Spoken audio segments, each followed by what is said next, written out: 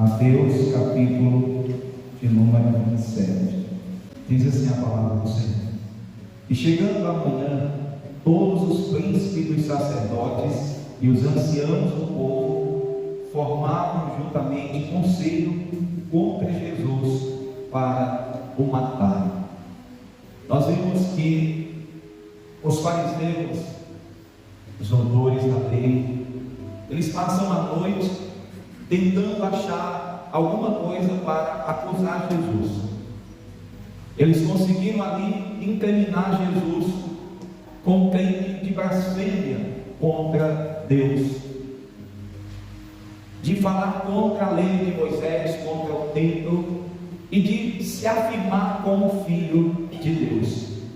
Mas eles sabiam que eles não poderiam de fato matar Jesus. Os romanos não permitiam que eles fizessem isso, e até mesmo eles sabiam que se matassem Jesus, talvez como mataram Estevão, ou tentaram matar Paulo a escondido em outro momento, Jesus ficaria apenas como um mestre que se levantou ali e foi morto. Mas para que não se levantasse outro se intitulando Cristo, eles fazem com que esse julgamento fosse executado pelo governador ali representando Roma. E nós vemos que passada a noite, agora chega amanhã ou pela manhã, e aí diz o versículo 2: e manietando ou amarrando, levaram e entregaram ao governador Pôncio Pilatos. Veja que como eles o crime de blasfêmia não poderia ser executado, ou Roma não usaria esse crime para matar alguém, eles dizem que Jesus estava se levantando contra o império de Roma, se intitulando um rei. E nós sabemos que, principalmente naquela época, Roma impunha ou colocava o seu poderio e não aceitava que ninguém, principalmente Jerusalém, que estava subordinada a eles, que se levantasse alguém ali para fazer uma revolta, para tirá-los do domínio de Roma. Então leva-se Jesus para Pôncio Pilatos. É interessante observar que Mateus ele para aqui no relato de quando eles vão levar Jesus para Pôncio Pilatos. Mateus para no registro de falar que Jesus, o que ia acontecer depois, para agora falar sobre Judas. Observe que o versículo 3, a palavra do Senhor diz assim: então Judas, o que o traíra, vendo que fora condenado, trouxe arrependido as 30 moedas de prata aos príncipes dos sacerdotes e aos anciãos. Veja, irmãos, que Judas demonstrou aparentemente um arrependimento, ou sentiu um remorso por aquilo que estava acontecendo. Observa-se que Judas ele tem essa atitude, mas para quem Judas vai? Judas ele não vai a Jesus, Judas não vai a Deus, Judas se dirige aos sacerdotes, aqueles que desejavam matar Jesus. Então, em vez de Judas ir procurar Jesus, arrependendo-se, ele vai para os fariseus, para os sacerdotes. Nós observamos, irmãos, que arrependimento é mudar-se, é afastar-se do pecado, é dar uma meia volta daquilo que você estava fazendo errado. Mas nós observamos que Judas ele precisava mudar e se converter do seu pecado terrível, porém ele vai aos sacerdotes. Nós observamos que ele precisava se voltar a Deus e não para os homens. Ele não precisava, vamos dizer assim, se voltar ali para aqueles homens, mas sim para aquele a quem ele havia traído. Eu observo, irmãos, que tem coisas que você precisa ir a pessoas, mas tem pecados que você precisa ir a Deus. Judas ele toma atitude, mas ele vai aos sacerdotes. E nós observamos, irmãos, que para quem nos voltamos é um fator crítico aqui do que nós vamos receber. Para quem nós nos voltamos vamos dizer assim, é o que vai trazer a consequência ou o resultado. Para quem você se volta é quando você se arrepende, quando você reconhece que você errou. Nós observamos aqui que nós devemos nos afastar do pecado, mas nos voltar para Deus. Nós não podemos nos afastar do pecado e não nos voltar para Deus. É o que as pessoas estão fazendo por aí. Elas têm o remorso que elas erraram, elas caem em si que pecaram, ela diz: eu não vou mais fazer. Só que em vez dela se voltar para Deus, ela continua no mesmo lugar. E o que ela vai fazer? Ela vai pecar de novo. E como diz a Bíblia, o pecado chama outro abismo, um abismo chama outro abismo. Então aquele pecado ele vai crescendo, a pessoa vai sendo dominada pelo pecado. É por isso que nós devemos nos arrepender, dar meia volta e nos voltar para Deus. Judas se arrependeu, mas foi para os sacerdotes. Nós observamos aqui também que nós temos que nos voltar e andar com o Senhor. Foi o que Judas não fez. Veja, irmãos, que Judas, quando ele reconhece o que tinha feito, ele vai levar as moedas para os sacerdotes. Olha o que Judas chega e diz assim, ou melhor, ele volta para dar aquelas 30 moedas. Ele vai levar as 30 moedas, porém era tarde demais. Judas, ele decide fazer restituição pelo seu pecado, mas era tarde demais. E nós observamos, irmãos, que a Bíblia nos mostra que outro que se arrependeu tarde demais foi Esaú. Quando Esaú vendeu o seu direito de primogenitura e que Jacó recebe a bênção de seu pai, e ele chega ali para ser abençoado, seu pai diz: eu não tenho mais bênção. Esaú chora amargamente, mas ele não tinha mais, ele perdeu o direito, porque ele, quando foi, era tarde demais. Assim nós vemos, irmãos, que Judas, quando ele vai levar a restituição do seu ato, ou as moedas que ele havia adquirido, era tarde demais. E eu digo: não deixe para se arrepender tarde demais. Tem muitas pessoas que estão deixando o tempo passar, o tempo não apaga pecado.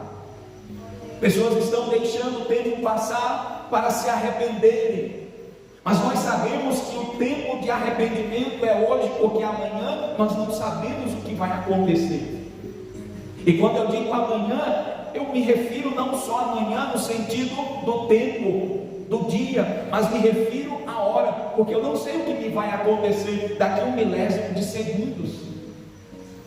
Então depois não pertence a nós, por isso o arrependimento precisa ser agora. Nós observamos que Judas, ele está sofrendo, irmãos. Por quê? Porque ele pegou, adquiriu algo que não era lícito. O dinheiro ou outras coisas que são garantidas por meio de maus caminhos vai corroer a nossa mente e o nosso coração. Veja que aquilo que ele tinha, o que é as moedas, 30 moedas, é como se aquilo estivesse corroendo o seu coração, a sua mente. Não é meu, eu traí, isso aqui é preço de uma vida. Então ele vai levar mais tarde demais. Então nós vemos, irmãos, que aquilo que nós adquirimos com o preço da impiedade, da trapaça, do engano, da mentira, isso corrói por dentro, porque todas as vezes que nós olhamos para aquilo, nós lembramos da forma errada que nós adquirimos. Nós observamos também no versículo 4, Quando Judas vai tarde demais, ele diz assim: pequei, traindo sangue inocente. Irmãos, Judas, ele reconhece, ele confessa o seu pecado. Judas, ele não disse: olha, foi vocês que me induziram a pecar, foi vocês que me induziram a entregar. Não, Judas disse: eu pequei contra sangue inocente. Veja, irmãos, que Judas, pelo menos aqui ele foi sincero, realista, verdadeiro. Ele diz: eu pequei contra sangue inocente. Só que Judas foi confessar o seu pecado para quem? Para os sacerdotes. E o que acontece quando Judas reconhece o seu erro? Quando Judas confessa, e essa deve ser a nossa atitude, nós devemos olhar para nós e vermos os nossos pecados, e devemos confessá-lo, irmãos. Nós precisamos olhar para dentro de nós e nós reconhecer os nossos pecados. Judas reconhece, ele diz: eu pequei. Será que é fácil a gente dizer isso? Diante de Deus, eu pequei.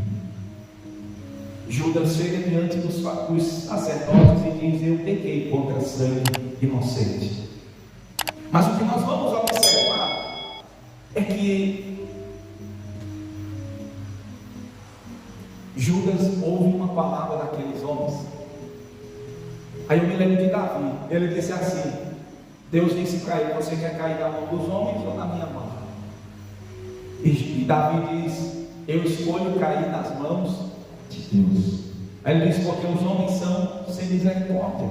Deus executa juízo, mas é com misericórdia. Aí nós observamos que Judas chega diante dos sacerdotes e diz: eu pequei. O que é que eles dizem para Judas, irmãos? Observe aí. Eles, porém, disseram: quem nos importa? Veja, irmãos, que aquele homem chega diante deles e diz: olha, eu pequei. Aí ele diz: o que me importa? Às vezes nós encontramos pessoas assim. Às vezes você chega para ele, ou para ela, ou para alguém e diz assim: olha, eu pequei. Aí ele diz assim: o que é que tem? Deixa de ser besta. Todo mundo comete isso. Ou às vezes, para tentar justificar, alguém diz como talvez eles pudessem ter dito para ele: olha, você fez foi uma coisa boa. Você está acabando com essa história do Filho de Deus, de alguém dizer que é o Rei dos Judeus, que esse aí é o Cristo. Você está cooperando conosco. Então nós vemos, irmãos, que tem pessoas que você às vezes chega e diz: olha, eu errei, mas ela não tem visão de Deus. E quem não tem visão de Deus vai dizer: isso aí é nada. Todo mundo peca, todo mundo erra. Em vez de lhe incentivar ao arrependimento sincero, à mudança de vida, lhe faz ficar ou acomodado, ou fazer como Judas, que não encontrou apoio naqueles homens. Pelo contrário, em vez deles ajudarem Judas, o que eles dizem? Que me importa? Eu não estou nem aí. Que você pague o seu pecado. E às vezes a gente encontra pessoas que também, sem misericórdia, às vezes a gente chega, às vezes até com humildade, com um irmão ou com alguém: rapaz, eu errei, eu fracassei nisso ou naquilo. E ele, sem misericórdia, diz: te vire, agora aguente as consequências de Deus. E eu creio, irmãos, que na hora de alguém que está arrependido ou que reconhece o seu pecado, ele, vamos dizer assim, a coisa que ele não quer ouvir naquele momento é mais alguém que lhe coloque para baixo, mas sim alguém que lhe diga: você errou, mas o Senhor está de braços abertos. O Senhor quer mudar a tua vida. O Senhor tem perdão para você. Porque o diabo é que é um acusador, irmãos. O diabo é que quer nos ir lá no fundo do poço. Mas Jesus é aquele que quer restaurar a nossa vida, que quer nos levantar. Então nós observamos aqui que eles dizem: isso é contigo, ó, isso é com você. Foi você que entregou, foi você que vendeu. Agora aguente as consequências. Mas aí no versículo 5 diz: e ele, atirando para dentro as moedas de prata, retirou-se e foi-se em forcas.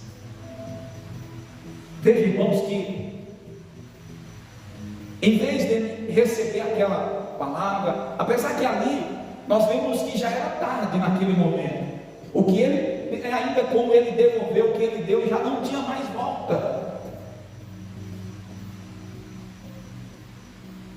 Mas nós observamos que ele lança as moedas. E o que ele faz depois? Ele vai enforcar-se. Nós observamos, irmãos, uma coisa, que Judas, ele cai no desespero. Judas, ele foi tomado pela culpa, pela tristeza, pelo desespero, pelo desamparo. Judas, ele foi tomado por todos esses sentimentos negativos. E nós sabemos que quando alguém se volta para dentro de si, como eu estudando, e há um autor dizendo que assim como ele recebeu aquelas moedas, assim como ele viveu somente pensando em si, assim também quando ele cai em si ali, que tinha traído sangue inocente, em vez dele se voltar para Cristo, ou mesmo para os outros apóstolos, não, ele se volta para dentro de si, para os seus sentimentos, para aqueles sentimentos de desespero, de desamparo, de culpa. Então, em vez dele ir em busca da esperança, ele se entra dentro de uma falta de esperança. Naquele momento nós observamos que ele perdeu a visão da misericórdia do Cristo. Ele perdeu a visão da misericórdia, a qual o profeta Isaías disse: torne-se para o nosso Deus, que é grande em perdoar. Irmãos, nós vemos que muitas pessoas, quando elas pecam, em vez de elas se voltarem para Deus, o que elas dizem? Pequei, a minha vida já está destruída mesmo, Deus não me aceita mais, Deus não me quer mais, eu sou impuro, eu sou uma pedra de tropeço. Em vez de se voltar para Deus, ele se volta para esses sentimentos, vamos dizer assim, que vem simplesmente deixá-lo mais acabado, e ele se afasta de Deus. Quantas pessoas que se desviaram porque pecaram? Não que estou dizendo aqui que nós devemos pecar, não é isso, mas quantas pessoas que pecaram, e no ato dela pecar, dela cair no pecado, ela diz assim: não tem mais jeito para mim, acabou para mim. Então o que ela se vê é agora lá no mundo. Não, irmãos, se você errou, se você fracassou, se você caiu, o Senhor quer te levantar, o Senhor quer te restaurar, o Senhor não quer que você fique prostrado. Ainda que caiamos, mas Ele está com a sua mão estendida para nos levantar. Nós não podemos deixar, irmãos, que Satanás ele use daquilo que nós erramos para nos condenar. Nós sabemos que o nosso erro sim nos condena, mas nós não podemos deixar que Satanás se aproveite daquilo e diga que nós não temos mais jeito. Tem jeito sim, que não há mais esperança. Tem esperança sim, para aquele que se volta com o coração quebrantado. O Senhor está pronto para perdoar. Então nós podemos observar que ele pensa que o seu pecado é maior do que a misericórdia de Deus. Ele permitiu que o seu pecado ofuscasse e apagasse a luz da misericórdia de Deus. Irmãos, ainda que o teu pecado seja do tamanho do mundo inteiro, mas a misericórdia do Senhor é maior. Volto a repetir, não que esteja dizendo que nós podemos viver no pecado, mas estou dizendo que nós não podemos deixar, porque somos falhos, que uma falha nos faça perder a visão da misericórdia do Cristo e acharmos que estamos condenados por isso. Mas qual é a diferença de Pedro e Judas? Observe, irmãos, que Judas, Tanto Pedro como Judas, eles se lamentam o seu pecado, eles choram. Porém, nós observamos que Pedro, ele se arrependeu e foi recebido pelo Senhor e foi novamente colocado na sua missão. Quando o Senhor diz: apacenta as minhas ovelhas. Porém, nós vemos que Judas, em total desespero, ele destruiu a si mesmo. Um se volta para Cristo e é perdoado, outro se afasta e tem a sua vida destruída. Então, com isso, nós vemos que o arrependimento pode levar ao perdão, mas o remorso leva à destruição. Então, não fique com remorso dos seus pecados, mas se arrependa dos seus pecados e seja perdoado pelo Altíssimo.